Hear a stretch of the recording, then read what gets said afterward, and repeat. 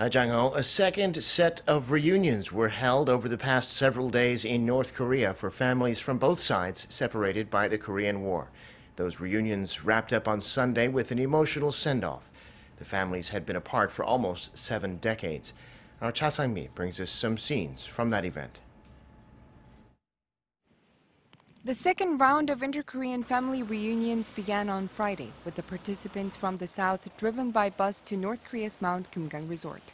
81 people from North Korea were selected to meet with their South Korean relatives, numbering 326 people in total. The families met and had dinner for the first time in 68 years, some of whom had never seen each other before.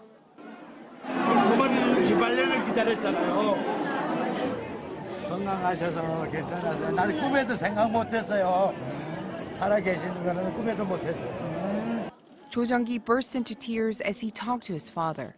The elder Cho's wife was 3 months pregnant with their son when they were split across the border. On day 2, the family spent some quality time together separately in assigned rooms, eating lunch and having candid conversations without supervision or press. The families exchanged presents too. 그 선물 같은 거는 많이 준비하셨어요? 보시다시피 잠바, 그다음 라면류, 그다음에 생활용품 이런 종류로 여러 가지를 좀 준비했어요. 이게 다 5개가 다 생활용품 위주로 같이 선물 이렇게 주는 마음이 좀 더 기쁘네요. Before going into the private setting, Yoon Chang-seop couldn't hide his delight after seeing his long-lost uncle from the north. The last day came all too quickly. Long-separated families finally reunited, but having to part ways again.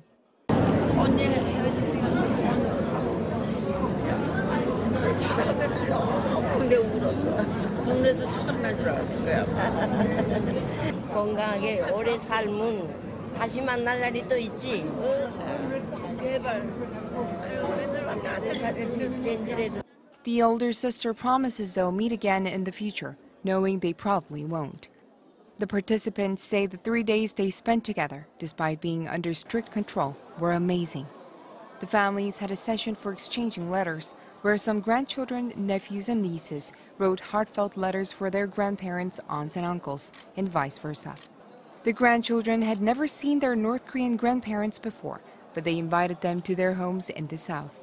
The venue for Sunday's farewell became a sea of tears, but it seemed they were happy deep down. The family said the 3 days flew by and they wanted to stop time so they wouldn't have to say goodbye.